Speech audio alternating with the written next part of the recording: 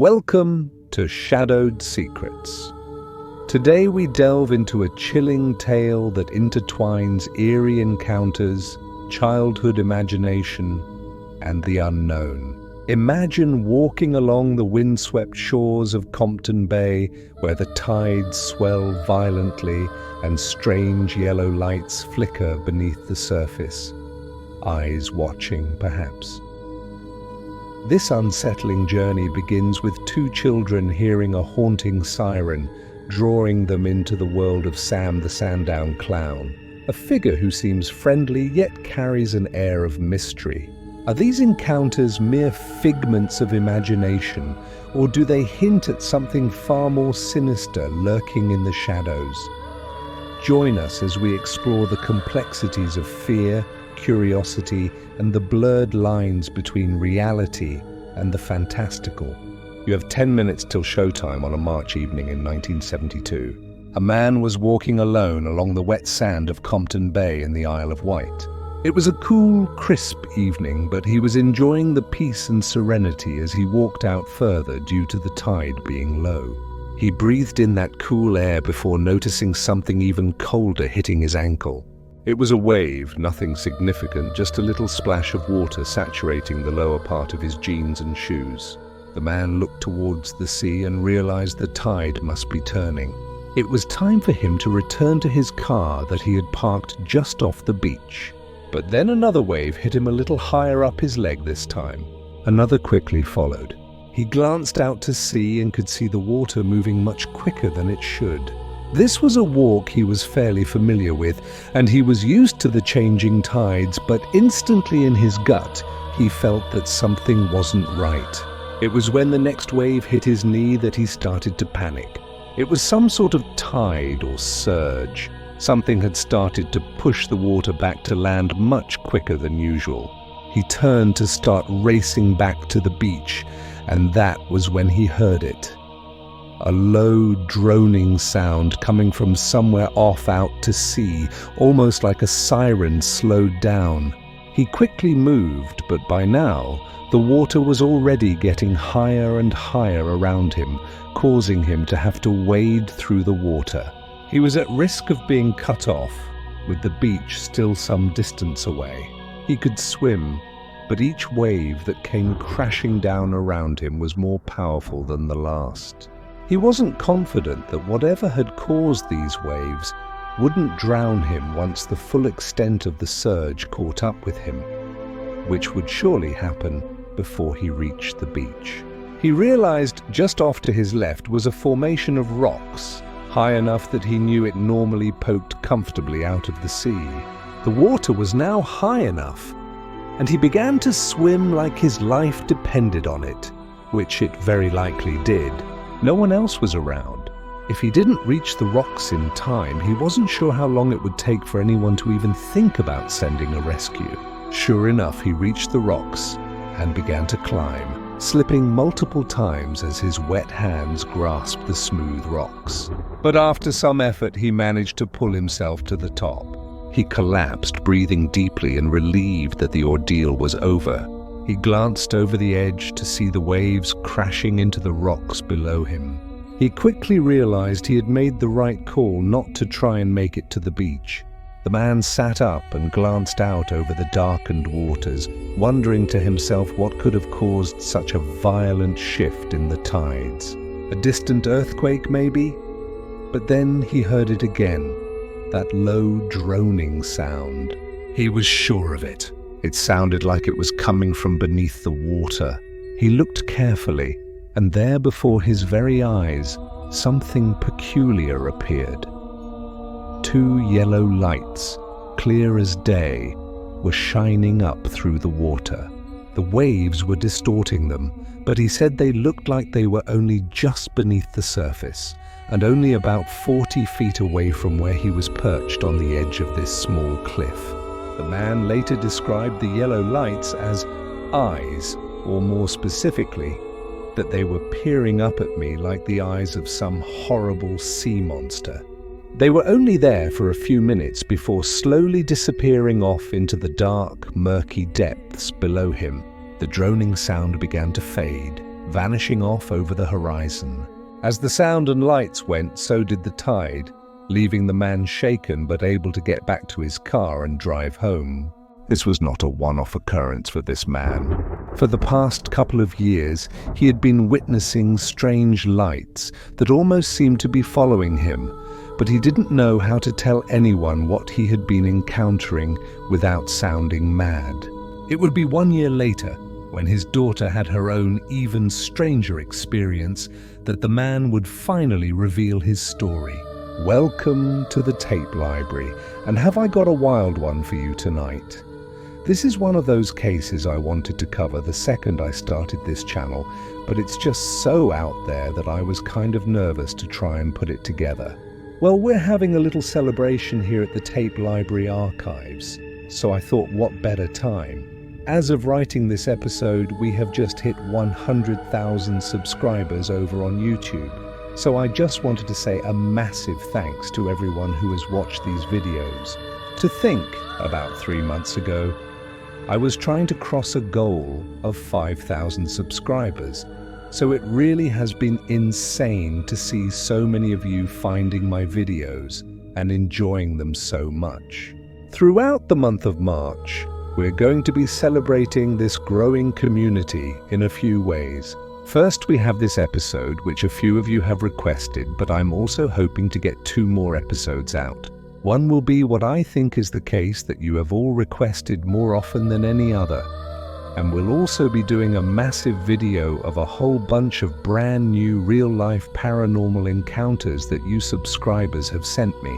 That will be the next installment in our Scary Stories to Fall Asleep 2 series. And speaking of sleep, I'm super happy to announce the Tape Library has its first ever sponsor.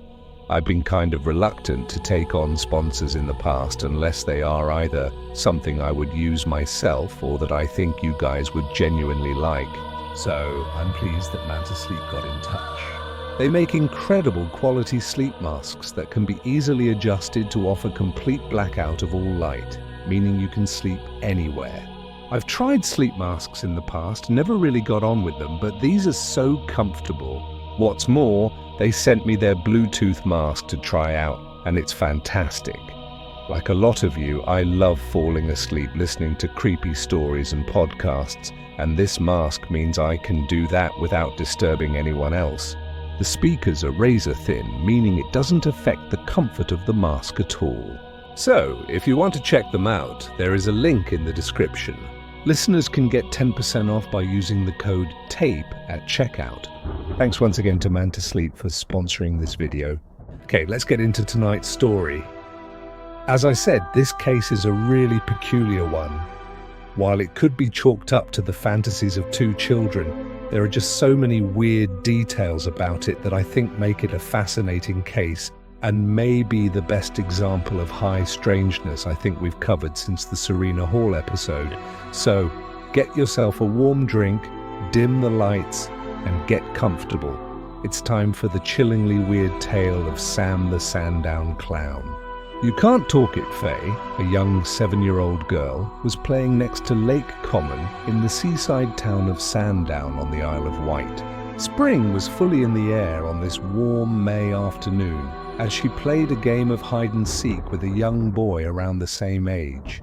The afternoon was getting long, and at about 4 Panupi, other pair decided it was time to end their game and think about heading home for food.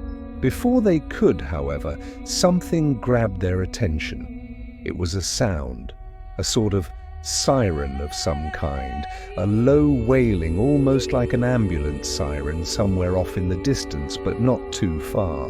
The 2 children listened carefully, and with a certain level of childlike confidence, established that the sound could only be coming from 1 or 2 fields over. They had time, so why not investigate what it was? The area they were playing in backed onto a golf course, so they moved through the perimeter of the course towards the sound.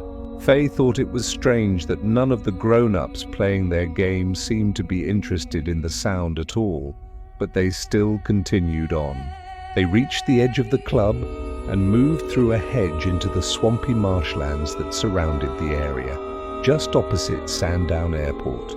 a small and rarely used airport at the time. They were close now. The sound was so loud, but they looked out across the marshland and couldn't see anything that could be causing the noise. Then it just suddenly stopped. An eerie silence was cast across the field. They stepped out a little further into the marshland, confused by the sudden disappearance of the sound. They began to approach a small wooden footbridge that would take them across one of the brooks. But as they began to cross, Faye saw something that made her freeze. There was a hand gripping the bridge from underneath, wearing a blue glove with only 3 fingers. From underneath the bridge, the 2 children witnessed a strange figure step out from the shadows beneath them. The person kept their back to the children. They didn't get a good look at his face, but they could instantly tell, even in its half-hunched-over stumbling movements, that whoever was in the water was tall. He was also dressed strangely. The tall man appeared to be carrying some sort of book that he dropped into the water as he stumbled out from underneath the bridge. He struggled to pick the book back up, splashing about as he did so, almost as if he wasn't fully in control of his hands. Before moving along the brook in a strange hopping motion with his knees raised high as he moved, they watched as he headed towards a weird-looking metallic hut that had no windows before he opened the door and disappeared inside. The entire incident was strange enough that the 2 children decided they should tell a grown-up and walked back the way they came. As they had entered the field, they had spotted 2 men fixing a fence post, so they decided to head back to where they were. They had made it about 50 feet away from the bridge when they heard a noise behind them. They turned and saw the figure standing not too far behind, staring directly at them. Only this time he appeared to be carrying something new. He seemed to be holding what looked like a black microphone with a white wire dangling from it. He didn't move, and the children didn't move. Then, suddenly, the wailing siren kicked back in again, only this time it was so loud it hurt the children's ears. The boy, terrified, began to run, but just as quickly as it started, the noise stopped, and the figure raised the microphone-looking object to his mouth. Both children claimed that despite the figure being quite far away, they could hear his words as clearly as if he was standing right next to them. He said, "Hello, are you still there?" A strangely worded question, considering that the children were very much in his line of sight. But something about the figure's tone of voice instantly calmed both children, and they felt comfortable enough suddenly to approach the figure instead of continuing to run. It was as they got closer that they got a good look at what exactly he was. The following description is quoted from a UFO publication that first investigated the story. Why it was a UFO publication, we will get into later. Faye described the man as follows. He was nearly 7 feet tall and had no neck, for his head appeared to be wedged straight onto his shoulders. He wore a yellow pointed hat which interlocked with the red collar of a green tunic. A round black knob was affixed to the top of his hat, and wooden antennae were attached to either side. The face had triangular markings for eyes, a brown square for a nose, and motionless yellow lips. Other round markings were on his paper-white cheeks, and a fringe of red hair fell onto his forehead. Wooden slats protruded from his sleeves, and from below his white trousers he had 3 fingers in his blue gloves and bare white feet that also only had 3 toes. Despite having spoken to the children just moments ago through his microphone, his next attempt at communication came through writing. He pulled out a notebook and began scribbling away, then presented the book to the children, holding his finger up to each word and gesturing for them to read it aloud as he did. Faye did as he wanted and read aloud. "Hello, I am all colors, Sam." The reason he pointed to the words, interestingly, was because they were not laid out in a simple sentence. Instead, they were written in different places around the page.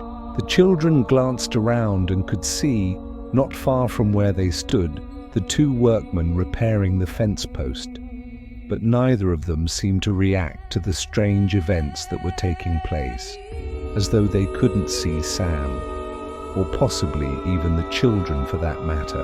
The boy was still nervous to be around this person they now referred to as Sam, but Faye, on the other hand, didn't. She seemed to think he was friendly, and gradually her confidence calmed the boy down. They crept closer still to Sam, who then revealed he in fact did have the ability to talk without the aid of his microphone device, although the children described his speech as odd. His lips wouldn't move, and his voice was muffled, as though his mouth wasn't fully opening or was obstructed in some way. Sam began to ask the children questions about themselves and then asked them to ask questions back. Their first question was about his peculiar clothing. His clothes were colorful but ripped and torn. Sam stated that it was his only set of clothes, so he had to wear them every day. They asked, due to his strange physical appearance, if he was a man. To this, Sam laughed a little to himself before replying, "No." The pair then asked him if he was a ghost, which got an even more cryptic response. "Well, not really, but I am in an odd sort of way." When the children pressed further to ask what he was, Sam simply replied that the children knew what he was. Despite introducing himself as Sam, he then claimed that he had no real name. Creepily, he told the children he wasn't alone, that there were others like him. He even drew a picture of what one of his companions looked like in the notebook. But Sam continued to paint himself as a harmless figure to the children. He claimed he was scared of people, scared that they would hurt him. He said that if he were to be attacked, he wouldn't fight back, so instead he just kept away from people. That was when Sam asked the children to come back to his hut with him. The children followed Sam through a small flap in the side of his metallic hut that all three were forced to crawl through. Once inside, they saw it was actually split into 2 floors, the lower of which was high enough that it allowed Sam to stand up fully once through the hatch. As he did so, he removed his hat, revealing a pair of rounded white ears and a thinning head of brown hair. They described the downstairs as being covered in blue and green wallpaper and adorned with dials. The furniture inside was all wooden, and there was a small electric heater in the corner of the room. The second floor wasn't so spacious and had a cold, metallic look to it, much like the outside. Sam told the children he didn't just stay on the island. He often ventured to the mainland to collect berries from a second camp that he had there. He claimed that he lived entirely on these berries. He also said he could drink water from the brooks around his home, but only after he had cleaned it. Sam had a peculiar way of eating, which he demonstrated to the children. Sam picked up a berry and pushed it towards one of his ears before thrusting his head forward. The berry vanished before reappearing moments later in his triangular eye. He then thrust his head forward again, and the berry appeared in his mouth, which he then ate. The three continued to talk in Sam's strange home for about half an hour more before the children said their goodbyes and exited through the hatch they came through. What they discussed or did in that half-hour period, we don't know. They moved away, glancing back at Sam's hut. He had not followed them. Something about stepping away from Sam's home seemed to bring the fear back into the children, and they ran back as quickly as they could to where they had come from. The golf course now appeared to be mostly empty, but once they reached the lake where they had been playing earlier, they excitedly recalled their story to the first grown-ups they saw. 2 men who simply laughed at the children, told them to stop messing around, and advised them to head home. The mockery they received clearly made the children cautious about telling anyone else. Even for a 7-year-old, they could see how unbelievably strange the whole thing was, and neither Faye nor her friend told anyone else. That was until 3 weeks later, on June 2nd, 1973. Faye's father, who has remained nameless, was growing concerned about his daughter. Over the past few weeks, she had been quieter than usual, as though something was playing on her mind. She had simply dismissed it any time he inquired, but for some reason on this day, she decided to confide in her father about what had happened. She sat there and retold the story of that strange afternoon several weeks earlier. Initially, he too laughed it off and told her to stop making things up. This response upset Faye greatly. Another adult wasn't believing her, but as they went back through the story, something about it got under Faye's father's skin. There was such a bizarre level of detail included that it just seemed so uncharacteristically imaginative for his daughter. She also seemed deeply troubled recounting the experience, as though it had genuinely been playing on her mind for a while. The father, who in all reports is referred to as Mr. I, was clearly convinced enough by his daughter's story that he believed something had happened, but he didn't believe her version of events. His first step was to go and visit the boy she had been playing with that day. Interestingly, the boy was much more hesitant to talk about what had happened, but sure enough, he at least confirmed to Mr. that he had met a strange man named Sam in the field that day and backed up most of Faye's version of the events. He then headed to the brook where they claimed to have seen Sam, but he could find no evidence of any metallic hut being there. I couldn't shake Faye's story. He had her retell it multiple times and wrote up a detailed document of all the events that both she and the boy recounted. He then got in touch with a UFO investigator at the organization before her, who looked into the case and even reported the events in a detailed manner in one of their journals. He requested that both his identity and that of the children be kept secret.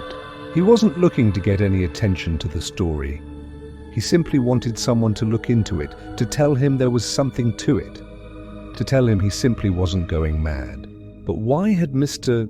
I decided to contact UFO investigators for this strange incident?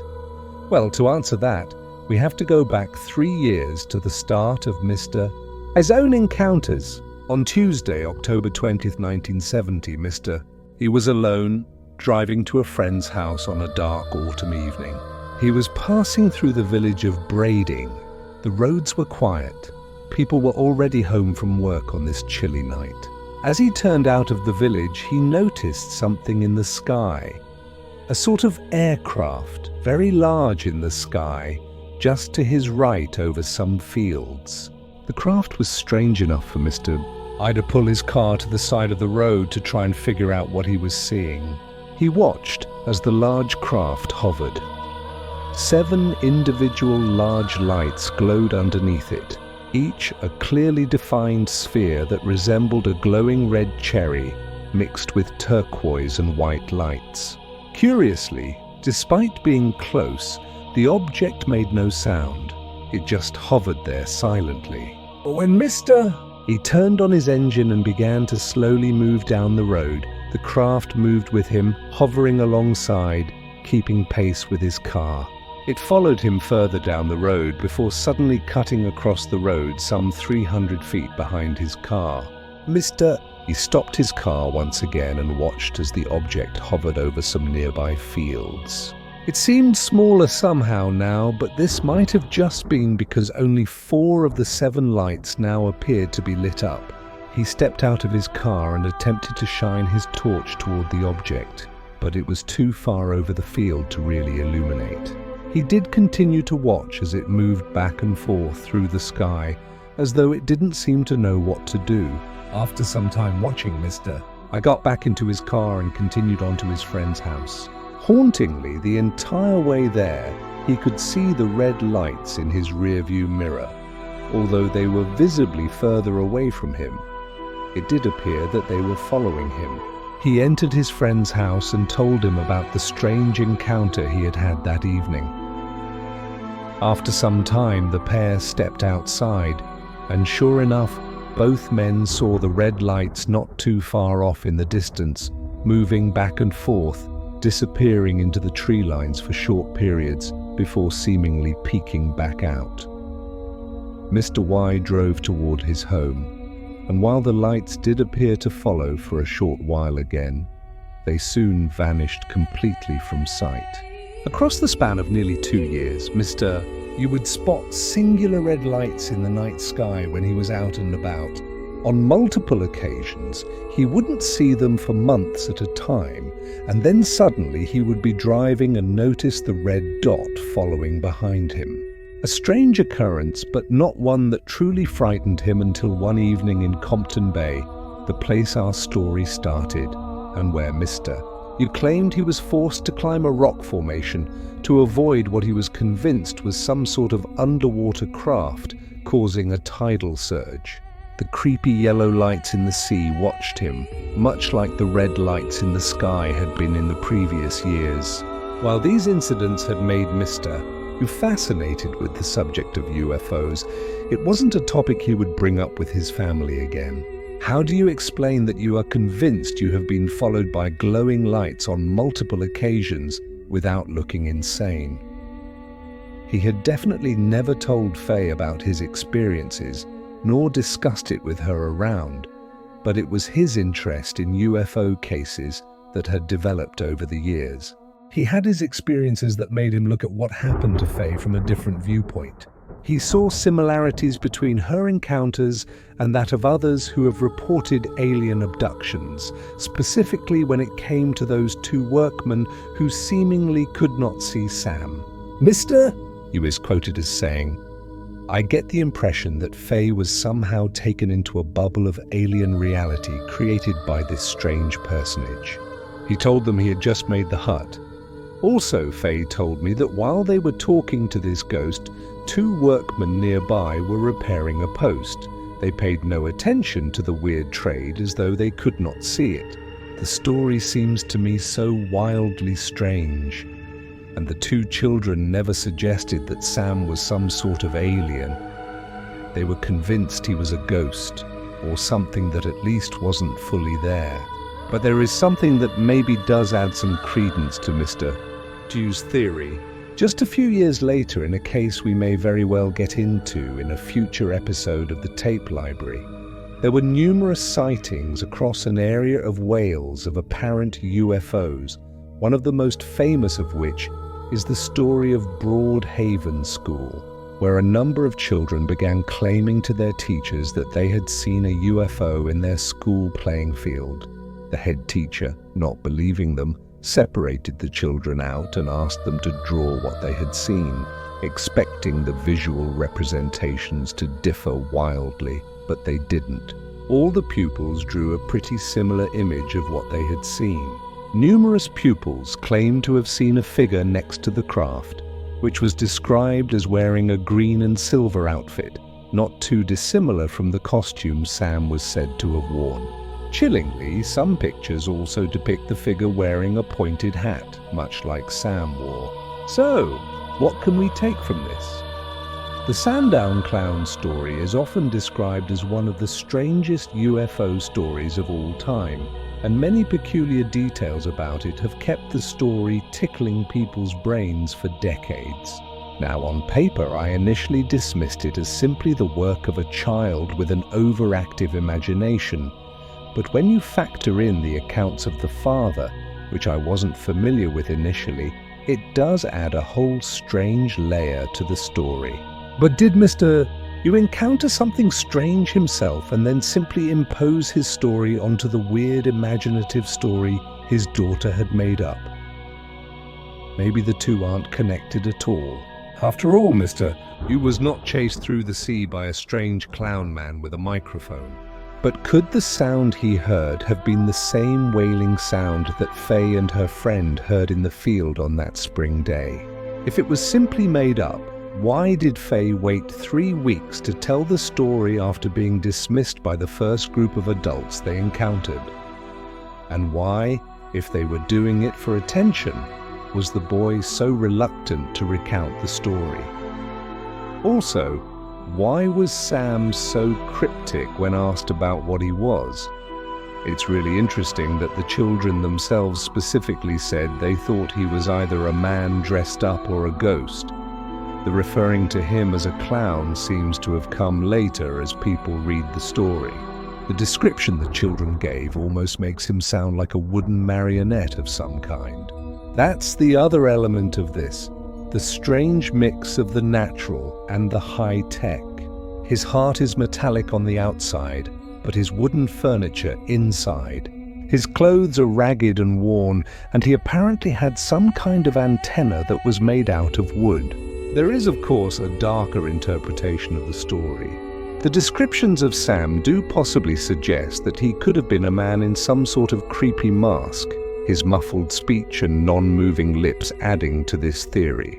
This makes the whole idea of him leading the children back to his shack all the more chilling. Some have suggested that he could have been some sort of traveling entertainer, a magician of some kind, based on his peculiar trick with the berry. That this was in fact a very real encounter with a very strange but real human that has been twisted with a child's imagination about something more magical. But other than feeling uneasy around him, both children painted Sam as a friendly person and did not suggest anything more happened to them beyond a conversation regarding his lips not moving. At no point did the children say he was wearing a mask. If you want to get into wilder ideas about what Sam was, could he have simply taken on the form of something that he thought would be enticing to children? A sort of colourful character that might be seen on a children's TV show? But maybe that facade wasn't working quite right.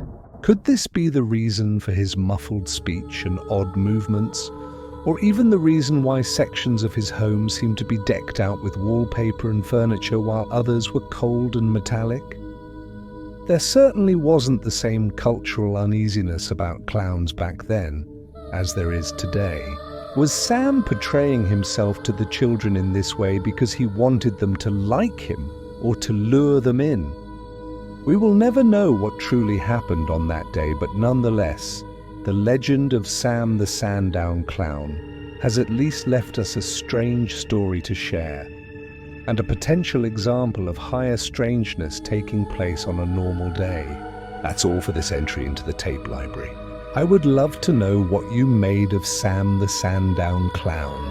A totally made-up story, a supernatural entity of some kind, or something in between. Drop me a comment below and let me know your thoughts. Thank you all once again to everyone who has subscribed to this channel. I very much was making these videos for myself when I started out, and to a certain degree still am. It's a way for me to think about strange, creepy stories and then edit them in a way that I personally enjoy. I always assumed my style would be kind of niche, so the fact that so many of you enjoy these too is genuinely touching. Thank you all from the bottom of my heart. I plan to keep bringing you these weird tales for a long time. Until next time, pleasant dreams. What do you think? Is Sam the Sandown Clown a friendly figure or something more terrifying? Share your thoughts and theories in the comments below. If you enjoyed this eerie exploration, don't forget to like, subscribe, and hit that notification bell so you won't miss any of our chilling tales. Remember, the shadows hold secrets waiting to be uncovered, so stay curious.